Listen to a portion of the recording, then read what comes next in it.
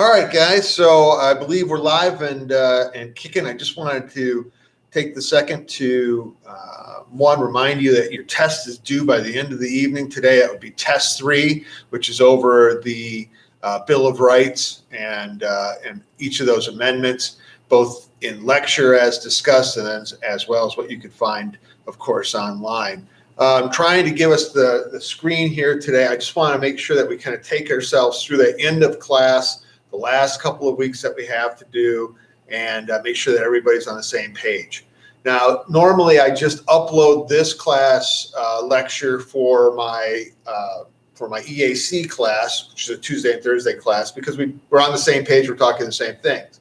However, there's a difference between this class, my Monday, Wednesday class, POSC 201, and my EAC Tuesday, Thursday 201, in that my 201 here on main campus, you guys were tagged with doing the college-wide assessment to gain kind of benchmark knowledge regarding your knowledge and feelings towards equity and diversity, as well as civic engagement, and that those tests then came with a carrot, so to speak. We wanted all students to take those tests who were asked to take those tests, and in doing so, to entice those students to take those tests, what we did is we balanced that out with that last paper that is due for this class, the judicial paper that was discussed way back when we actually still had class face-to-face. And I believe it was week 7 or 8, right in that period of time. I think 7 is where it's actually listed just before we get into week 8. But again, it's also attached and relisted, linked in these current weeks as we move towards the end of the class. If you took the college-wide assessment, for this class, for POSC 201, Section 1 here, Mondays and Wednesdays, you do not need to complete that judicial paper. All right, the fact that you completed the assessment on civic engagement and or diversity and equity, that grade supplants your judicial paper. If you are my EAC class or my main campus class and you did not take the college assessment, you wouldn't have if you were EAC, you weren't tagged to do so, then you still need to complete that judicial paper, that exercise. All right, so it's the one on the case with it's the free speech appeal, the burning of the flag, and the death of Timmy. Again, that's something that it's a made-up case. The tenets of the case are there online for you, and you're to go through and both drop your opinion via a post and then submit your 4 answers to the questions that go along with that judicial exercise. A lot like those journals that you turn in, that you had been turning in every week, semi-weekly, right, journals, you don't get graded on the opinion itself. You get graded basically on the structure and your thought process and whether you followed the criteria as required. So if you end up finding Mr. Hadid, his case should be reversed or affirmed or sent back down to court to be retried, remanded is that term. It doesn't matter. Any of those is fine. I mean, you're acting as a judge, and judges make the decisions they make based upon their reading of the law. So that's not the issue. You can't get that part wrong.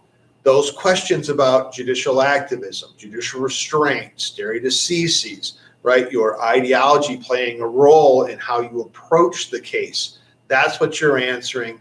That's what you're actually going to be graded on. All right. So I'm going to take us over there. You got this in the back. I just want to show you what we're talking about. Okay. So from our Moodle class,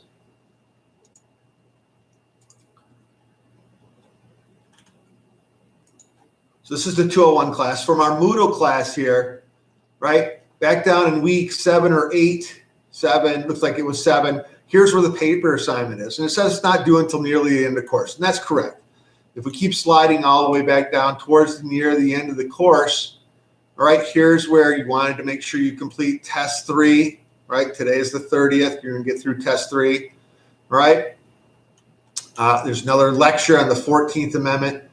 Here's where you would post your judicial opinion, all right? And then here's where you submit the answers to these questions. And so this, want to make sure that this is done before we come in on the 15th, okay? So you have until Sunday of this week to get this done for a grade if you indeed need to do it. Now, as I indicated to students as well in that missive about doing the college-wide assessment, again, focused on my Monday and Wednesday class, if you decide to do the paper and you did the college-wide assessment, if you do the paper correctly, we'll lop those points over onto the final exam as a few extra points on the final exam, okay? So you don't need to do it if you did the college-wide assessment. If you did not do the college-wide assessment, as you were tagged to do for this class, then you still want to actually complete this. The post is where you'll post your judicial opinion, and then you'll submit the answers to those 4 questions. And that, again, is what I'll be grading you on, okay? That's towards the end of the class. Then you'll see next week, the week after this is due, right? We're into finals week. And then we're going to have the final exam scheduled and ready to go. You see that here's a review guide I'm going to make available to you. And then the final exam, these are both hidden from you right now, but I'll make those live as we get into finals week, okay? So we don't have much left. A couple of days of lecture, and then next week we get into final exam, okay? So today, by the end of the day today, you're going to want to have test 3 completed. All right, we've got a little extra lecture to talk about today. I just want to touch on it. We've been touching on the 14th Amendment really all along. There's a tidbit of information that's all, to my knowledge, factually correct about the unconstitutional 14th Amendment. You can take a look at that, and that is the argument of how the 14th Amendment actually was passed and whether or not it was passed correctly. Now, whether we apply the 14th Amendment or don't, or it's settled case law, that's a different argument altogether. But from the post-Civil War, the Reconstruction period, the passage of the 13th Amendment properly, and then the passage of both the 14th and the 15th Amendment, really, according to this writing, improperly gives us some questions, some pause as to doing what is right and what is necessary versus doing what is constitutional, and sometimes those things do not gel, and how we should approach that when we find ourselves at that kind of a crossroad, that conundrum, can create a lot of problems. One, if we don't follow the Constitution because we want to do what's right, then what type of a constitutional republic would we have? Do we have one that's basically in idea and structure, but it's one that we can simply negate when we find it's necessary to negate it? If that's the case, then you really don't have a constitutional republic at all. The other part of that is structuring a constitutional republic. There is a process for amending it. We have that in Article 5. And if we don't follow that process properly, we may not, we'll maintain the constitutional republic, but we may not be able to change those things that we come to find so repugnant that they absolutely must be changed. Slavery was one of those. I don't know if we find ourselves to the level, or will ever find ourselves to the level of slavery, of human bondage, as something that we would find necessary to put the Constitution aside and to simply do what's right because it's the right thing to do. The problem is once we've done it once we've done it for any issue, the argument, it's the slippery slope argument. The argument then becomes, well, we did it here, and doesn't this approach, or isn't this equal to that issue? Again, guys, I'm not sure how to answer that. It's one of the big political science questions debates and discussions that's been going on since the inception of our constitutional republic. How hard do we follow the constitutional republic? Do we allow for this idea of a living, breathing, changing constitution that may not have intended to do these things, but we find it necessary to do them now, and therefore we're going to kind of overlook? And that brings us to judicial activism versus judicial restraint, or strict constructionism, or originalism, which brings us full circle to the very beginning of the course. So that's a great read. I encourage students, well, I don't encourage students to do it. It's part of your assigned reading. So make sure that you do it as part of the course. There are a couple of questions on the final exam that are pulled out of that last bit of information. And I'll save that full lecture really for Wednesday versus today. All right. So what I really want to kind of talk about today is what's going on as far as the election. We still have a pretty good idea. We've had certifications. I believe all 50 states, if not all 50 states, it's pretty close to that, have certified their elections. Now, the certification is what gives the state, for most of the states, it depends on the state, okay? So certification is a process. Different states do it a little bit differently. But once you've certified your votes, you're basically saying, as far as we can tell, right, the vote count is as the vote count was supposed to be. This is what the votes were based upon the information going into the machines and the answer that we got coming out of those machines. Okay, that's the certification. From that certification, then, in our process in the state of Michigan, really throughout the 50 states other than Nebraska and Maine, we take that certification of the state, and then we determine then which electors are going to then cast their vote on behalf of you and I come December. December 14th, I believe, is the day that the Electoral College, all the different states, will have their electoral teams that have been chosen based upon these certifications to cast their vote now for President of the United States. Here's where it gets a little sticky. The electors in Michigan, we'll just stick with Michigan. The electors, as we talked about, are determined by the political parties. So the Republicans choose a team of electors, the Democrats choose a team of electors, the Green Party candidates choose a team of electors, and then those electors, they wait to be chosen by you and I to actually do their job and cast their vote for president. In the state of Michigan, by about 154,000 votes, the team that was chosen to cast their votes for president was the Democrat team. All right, the Democrat team chosen by the Democrat Party, they are now, based on certification, the electors who should be casting their vote for president. Now, when a Democrat goes into the state capitol and sits down with the other, in Michigan, it's 16 electoral votes, so the other 15 electors who are all Democrats, and they are asked to vote for a president and then separately vote for a vice president, Democrats are going to vote for the Democrat candidate. In fact, in Michigan, it's law that you have to vote for the individual who won the state, right, or who you were promised to vote for, right? So I'll have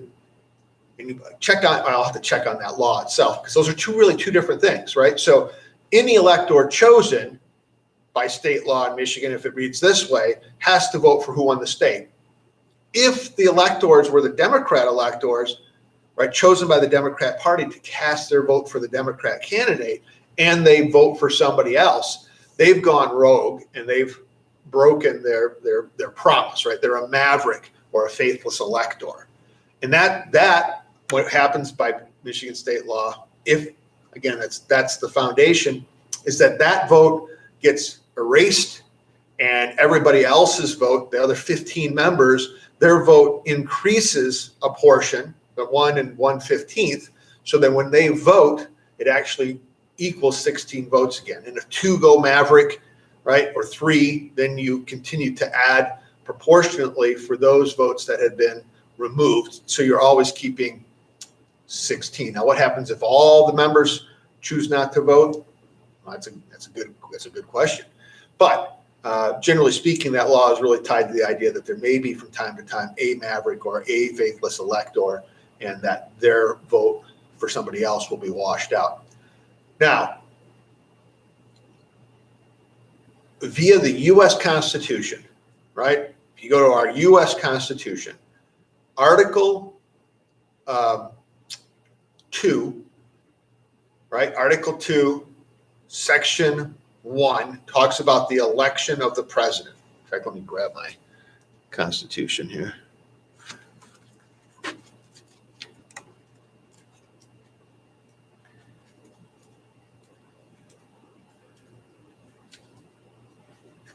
Actually, because I have this, let me go right here.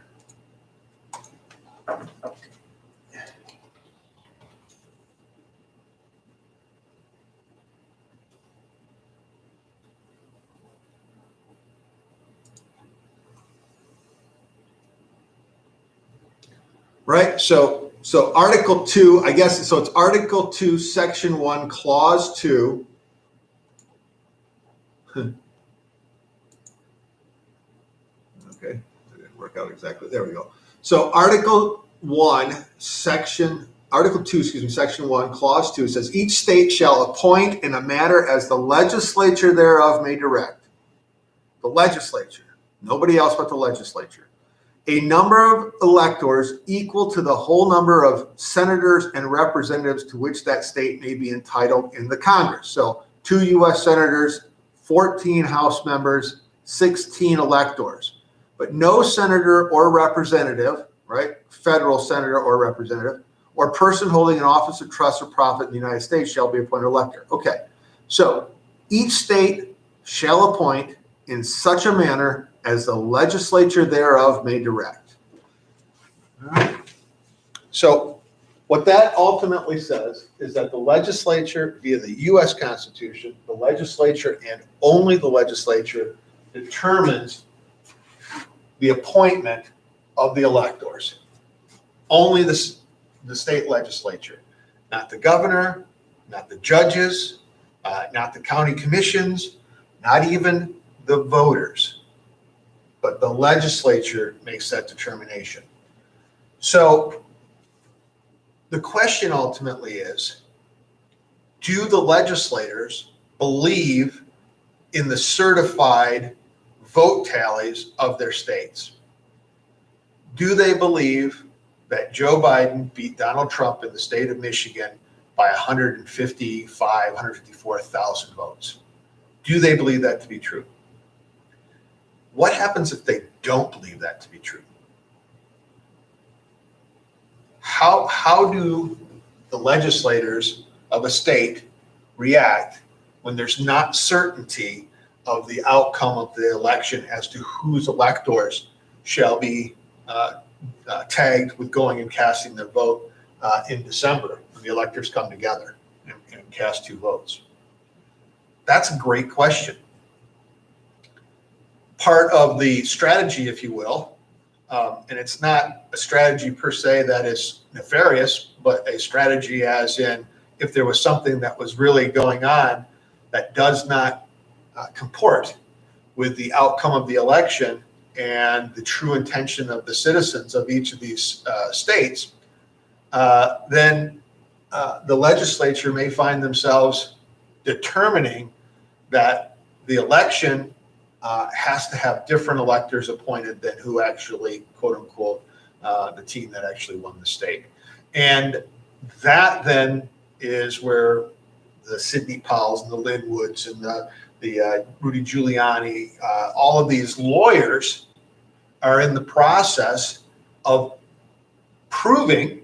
They don't have to prove within a reasonable doubt. They only have to, with civil cases, it's called a preponderance of the truth. Now, Sidney Powell and Lynn Wood, particularly Sidney Powell, she's making claims that are of a criminal nature, not necessarily a civil infraction. Giuliani and his team seem to be on the civil infraction side. And a preponderance of the truth just means that you have to believe that it's more likely than not, right? That's it. Not that it is for sure, but that it's more likely than not that that's actually what happened. So if they can convey that information and create the more likely than not scenario, then the state legislatures of not just Michigan, but Michigan, Pennsylvania, Georgia, Arizona, even Nevada, even Wisconsin, may be called to act. And in my opinion, in a situation where you're not sure of the outcome, which is different than believing that the outcome was flipped, right? That Joe Biden won, but he shouldn't have won because the votes were there for President Trump. That's different. If you have an idea or a true, true sincere belief that the outcome of the election is up in the air, then I can see the legislators appointing electors based upon an equal split. In Michigan, it would go 8 towards Trump and 8 towards Biden. Now, what happens if there's an odd state? I don't know. It might be 3.5 and 3.5 if you're talking about 7 electors. It's 16 down in Georgia. It's 20 over in Pennsylvania. You can get even splits there. But a 10 split in Pennsylvania, an 8 split in Michigan, an 8 split in Georgia. It's less over in Arizona. Their population's a little smaller. Whatever that split is, I think it's 10 over there. So a 5 and a 5.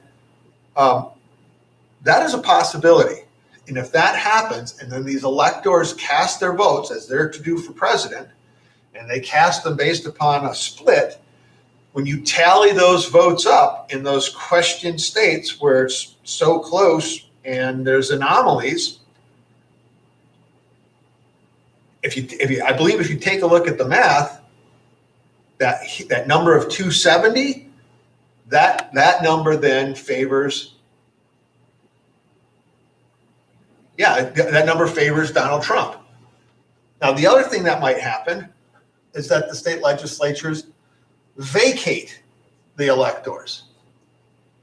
I'm not sure they can necessarily do that, but if there is a situation where if electors have not come together to cast their vote, then those electors are left out of the tallying, and the electors that have cast their votes, it's a majority of those electors.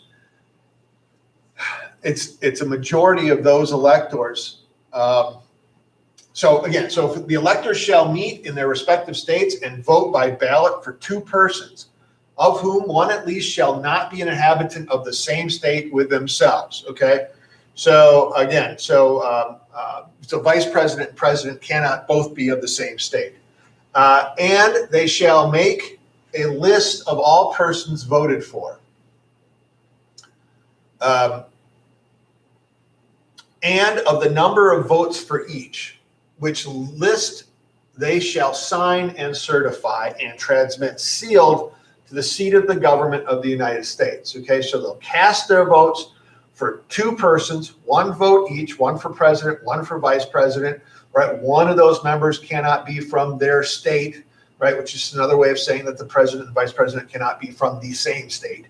And they will send that sealed, certified and then sealed to Washington, D.C., directed to the president of the Senate. The president of the Senate shall, and the president of the Senate, of course, is the vice president. The president of the Senate shall, in the presence of the Senate and the House of Representatives, open all the certificates. So all 50 of those plus D.C. will be open, and the votes shall then be counted. The person having the greatest number of votes shall be the president. If such is a majority of the whole number of electors appointed, okay? This is key here, okay? Whole number of electors appointed. If the state legislature does not appoint, right, vacates, does not appoint electors or chooses a different process because they're uncertain of the outcome, then Michigan 16 drop out of that whole number. Georgia, if they do the same thing, their 16 drops out of that whole number, and Pennsylvania's drop out of that whole number, so that the total number is no longer 538. The total number of appointed electors dwindles down to whatever number that ultimately is. Okay? And then if no person receives a majority of that number, then from the 5 highest on the list, said house shall in like manner choose the president, and but in choosing the president, the vote shall be taken by states, right? So each state will actually cast its vote as one. So Michigan's 14 congresspersons will debate and argue and discuss, and then they'll come up with who they believe should be the president of the United States to best represent the interest of Michigan. All right, and then each other state will do the same thing. So there's two different things here. So again, we'll just continue on with this.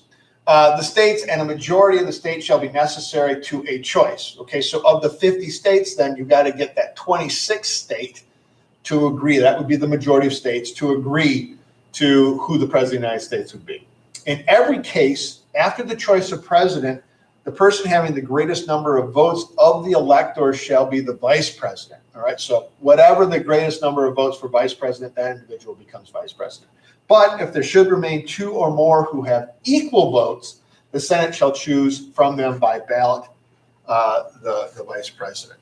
Okay, so a little different for how the vice president is chosen. Now, you could, in a situation like this, given the makeup of the president of the Senate and the House, it's possible that you could get a president from one party and a vice president from a different party joined together by this process.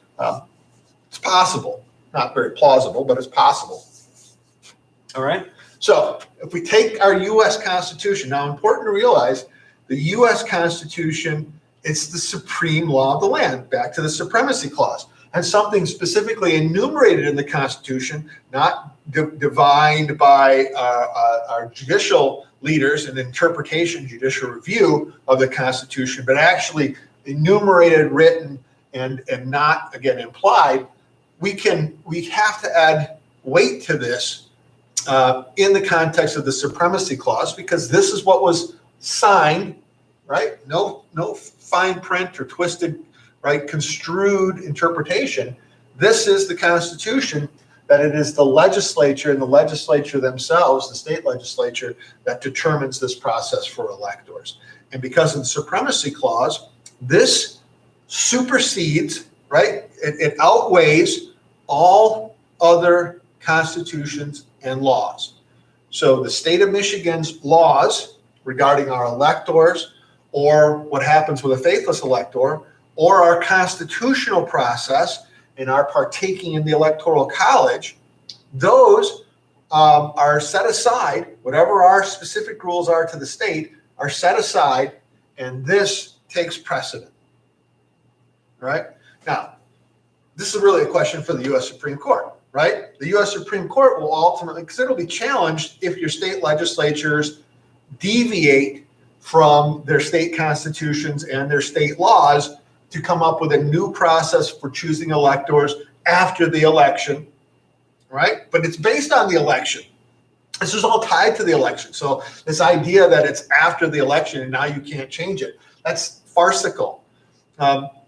Why or when would you, if you believe that something nefarious took place, or that you truly, sincerely could not tell the winner of the election, why would you hold true to your state laws, which vacate that notion that the legislature is in charge here, right, to determine the outcome of who is appointed electors? And so that's the process. That's where we are right now. That's why the lawsuits. That's why the questions being brought to the legislatures, also the courts, right? So there's a legal avenue of what's legal and what's not legal, but then there's the constitutional avenue of where are the legislators in this process via these states: Pennsylvania, Georgia, Michigan, Arizona, Wisconsin, Nevada. Where are they in this process of knowing for sure, for certain, who actually won their state? All right, and then having faith in that system. Okay, so that's pretty amazing stuff that's going on right now, and so we don't have a president-elect yet, for sure. But if I were a betting man, I'd say that we're pretty close to being in that position. Now, conspiracy.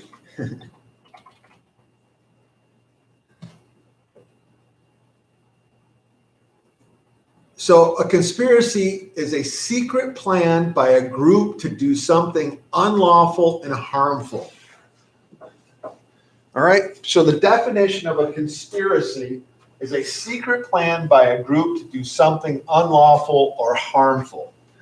I think when we hear the term conspiracy or conspiracy theory, we think, oh, this is some tinfoil wearing, off the reservation, crazy individual who, whatever the case may be, that we tend to associate conspiracy with an individual who's kind of flailing wildly, trying to come up with answers as to why something happened that becomes hard to prove either way.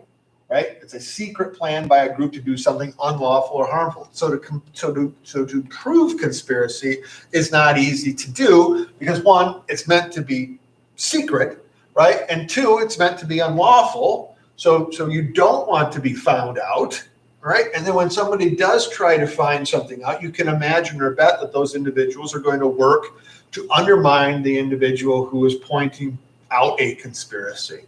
So there are some conspiracies out there right now regarding vote counts, regarding the vote tabulation machines that would, through an algorithm, right, a computer program, would actually have an effect or an impact on how votes are ultimately counted. The idea of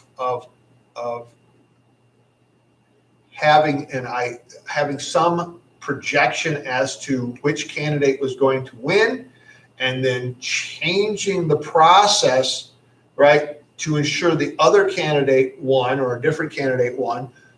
Those are all parts of the conspiracy that are out there. And if we take it back to 2016, there was, for the last 4 years, the conspiracy theory that President Trump, prior to his being president, candidate Trump conspired with Vladimir Putin to steal the election from Hillary Clinton.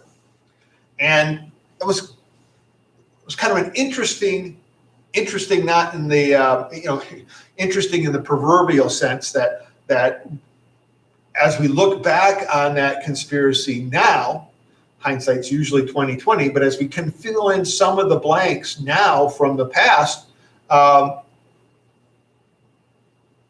two things I think should be thought about. One, all those individuals who said that's absolute rubbish, there's no way that Russia could have colluded with Donald Trump to steal an election, that those same individuals who were saying that regarding the conspiracy from the Hillary Clinton loss in 2016, now those same individuals, they have to argue the opposite, which is an election absolutely can be or could be stolen and may have been stolen from their standpoint when it comes to Donald Trump and Joe Biden. So nefarious actors meddling in the process, not just the Facebook ads, which is what individuals said. Is that what you're talking about? Did Russia buy some ads on Facebook to help shape our public opinion? Individuals said, okay, yeah, maybe they did that, maybe they didn't. But the United States involves itself in that process kind of all the time. It did under the Obama administration with the Israeli elections. We have involved ourselves with other elections of other countries. And so having preferred candidates that come out tends to be a national interest. And so it's not so far to fathom that officials within any government might work towards shaping the opinion of the voters to vote for their favorite candidate. We don't want that to happen.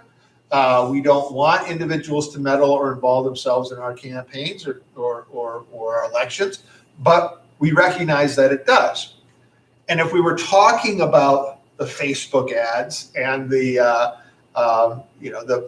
the manipulation of what we were seeing in our social media, that's one thing. If we're talking actually about the process of involving yourself in the tabulating machines and changing votes, that's different.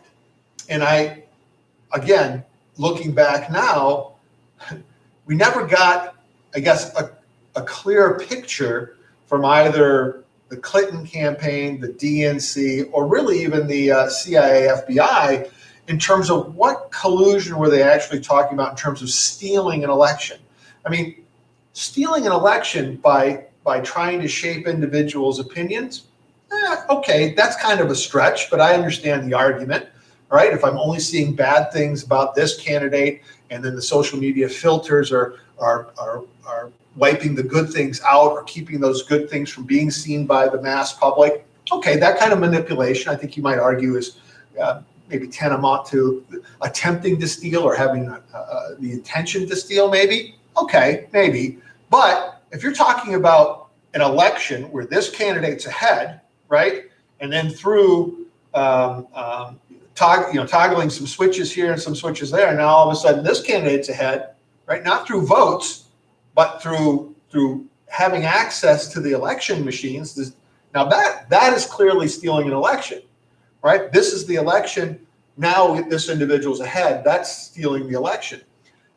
And so the words of stealing an election, conspiring with Putin, conspiring with third-party actors to have this come out the way it did, well, all right, now I really think we should, in context to what's being talked about today, go back and have, right, maybe an assessment of what happened back in 2016 to see if the same players were indeed attempting to steal a campaign or an election, to steal election.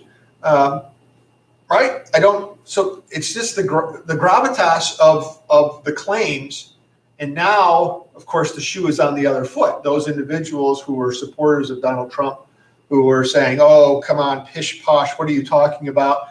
Is this what you're talking about? Because, yeah, sure, Russia did this. If you're talking about the dossier, that's been proven to be, kind of garbage and kind of all kinds of, maybe misdirection or a red herring, as they might say. It's just not true. And then to release just before the election's out, kind of what the FBI knew, what the CIA knew, and that they had some, as they were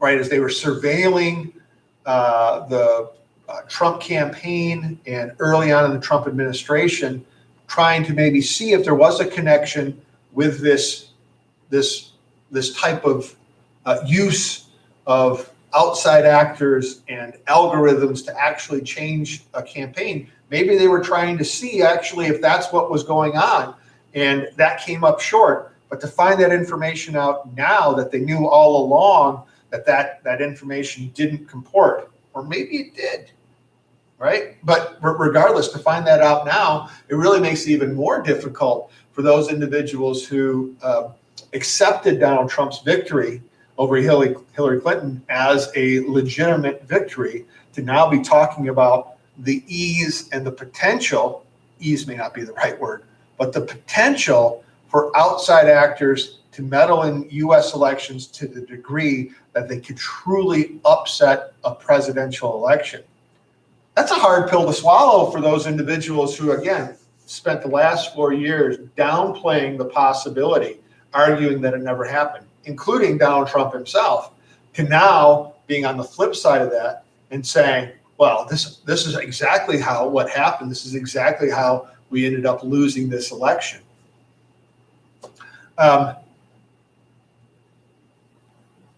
So conspiracy, right? Conspiracy is the action of plotting or conspiring.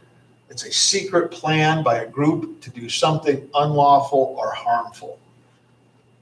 So I don't know if we'll get to the end of this. A couple of things that have kind of crossed my page, and they're things that make you go, and things that make you think back to 2016. It would be interesting to know what was on the DNC servers, by the way.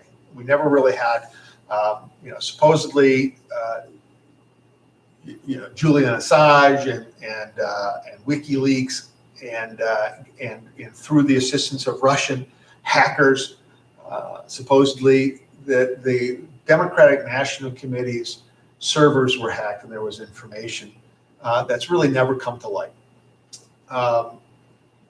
It would be interesting in context of what's going on today to have some view as to the conversation that may have been taking place regarding stolen elections and what their theories were regarding the stolen elections. We do know, as recent as 2019, we had U.S. senators, Democrat senators, in fact, who were talking about the Dominion in particular, but our voting system and not being very secure, being vulnerable.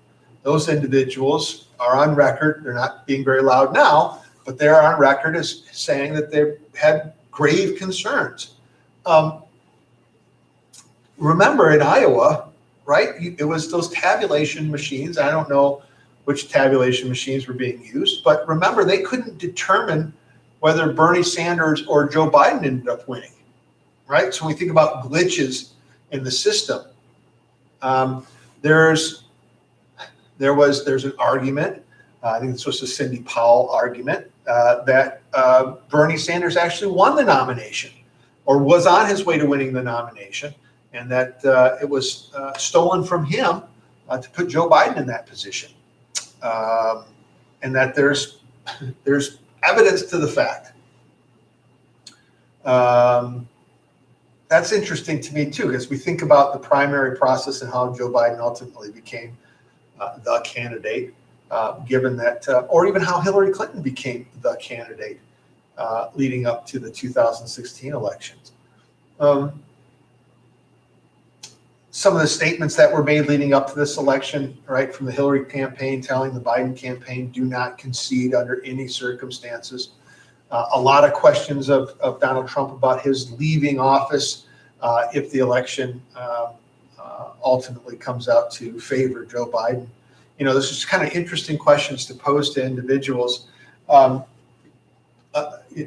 Short of thinking, not necessarily knowing, but short of thinking that something may come out very, very close in terms of the election that would lead individuals to question the outcome. So, did something happen? Did individuals conspire? Did a secret plan by a group do something unlawful or harmful in this last election? We're still actually trying to figure out. But I'm going to tell you right now, that is the allegation that is coming out from the Sidney Powell Linwood team, a little less from the Giuliani Trump team, and it'll be interesting to see if this plays out. Now, what if it does play out? All right, let's say that information. So some of the things that are out there that you might want to think about is, do we have the military on one side of the equation and some of those three-letter branches, CIA, FBI, NSA, on the other side of this equation? And whether or not these one or two or a couple of these groups were working to undermine the election, and the military, under the guise of the president being the commander-in-chief. If you recall, the Secretary of Defense was changed out right after the election.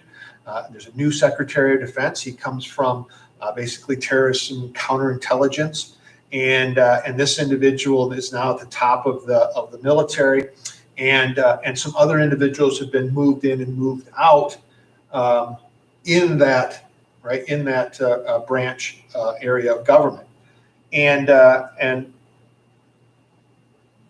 in a situation where you have the commander-in-chief and you have something that has taken place, true conspiracy that has taken place, and we can go all the way back. We can take a look at the Civil War, for example, and the conspiracies during the Civil War and post-Civil War, and some of the trials, the assassination of the president, who knew what, who conspired. to inflict that fatal blow on Abraham Lincoln. It's the military that ultimately led those investigations. Now, of course, we were in the throes of the Civil War, so you had military occupation, you had the Reconstruction of the South going on, and they took a forceful position then. And of course, you had just lost the commander-in-chief in Abraham Lincoln, and you had between the Secretary of Defense, Stanton, and the new President of the United States, right, Andrew Johnson, they were at odds with one another. So different situation today, but that the military being called up to look at a situation which would be treasonous. And I don't think we're using that too, right? We're not jumping to the end of the scale here. That this goes beyond just simple politics. We're talking about conspiring both internally and externally to change the outcome of an election, that the military would be ultimately the entity that would find itself in the position of having to discover, hold, try individuals for treason. And in situations like that, the suspending of habeas corpus, the taking the role of the civilian court out of that process, that would be an interesting fight, for lack of a better term. And so I guess I would ask, where I think that we want to keep a keen eye on the military in a situation where individuals are flailing and throwing out these conspiracy theories that deal with servers in Frankfurt, Germany, where tabulation and counting takes place and information comes back to the states, and whether or not that's where there was some manipulation going on, and who controls those servers and how those servers are controlled, who's involved and whose involvement, whether we're talking about Iran, China, right? These are the allegations. Iran, China, Russia may all be involved in this process, as well as individuals within the United States, powerful individuals in the United States also. Again, kind of tinfoil-y, right? I get it, I understand, right? But at the same time, if those are the allegations, and those are the allegations, then we need to look towards the military to see their movements in action, right? As well as our three-letter branches, if they are truly doing their job, the CIA, the FBI, the DOJ, the National Security Administration, the Homeland Security, if they're truly doing their job, where are they on these allegations? Are they following them? Are they looking to, right? Are they going to point the fingers and cast the dice, and whatever roll comes up? Or are they beholden to, as some would argue, the quote unquote deep state, and some of those very powerful players out there that are like puppet masters, and the rest of us are just puppets on a string, marionettes. Keep the eye, I guess, on the military as we watch this unfold. All right, so that's the conspiracy side. From there, the legal side, and to the degree of the conspiracy side, if there's no true understanding or belief as to who won this presidential election, keep your eye on the state legislatures. The state legislatures are empowered constitutionally to act. I'm just not sure that they're going to. They may not find that there's enough information for them to. And then as we think about the future, even the future, regardless of who the president of the United States is, right, probably going to be Joe Biden and Kamala Harris, based upon certification and the fact that none of this information is ripe enough for us to say otherwise. But it could change. And of course, there's one side, 73 million individuals or so, who believe that they voted for a candidate and would like to know for sure whether that candidate won or lost. And of course, you have the side of the candidate who's been certified to have won, and they want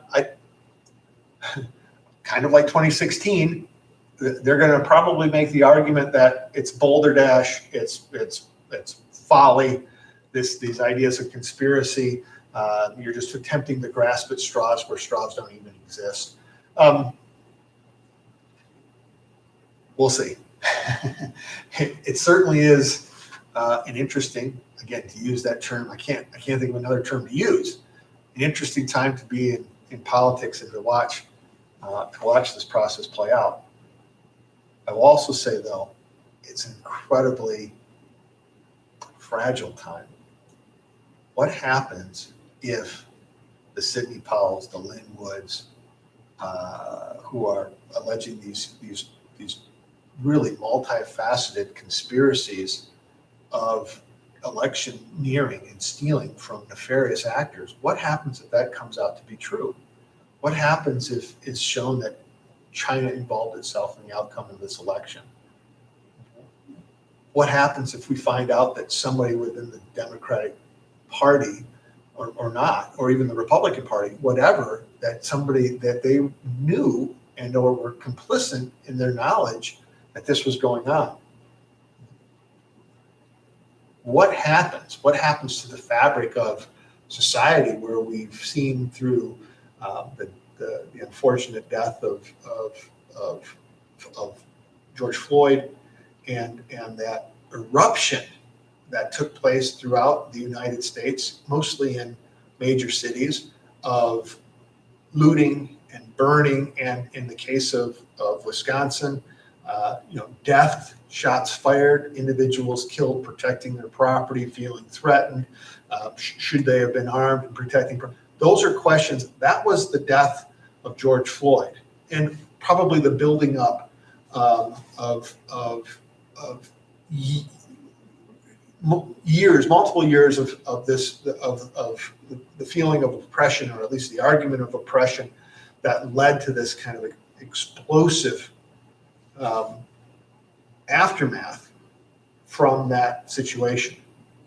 What happens if the military steps in, begins seizing individuals, and begins trying those individuals, and President Trump remains President Trump while this is going on?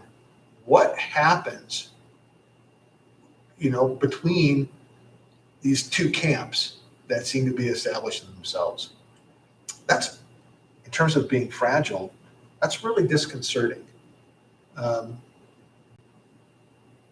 We think about this, think about how tied we are, and I think we got a good look at how tied we are to the actions and the energies of others, and relying on those actions for our own health and well-being. In other words, I'm talking about the farmer, the guy who produces, or the lady who produces toilet paper, right? I don't know, give me that really weird situation, but the runs on toilet paper and paper towel, those were real during the early parts of this epidemic, this pandemic.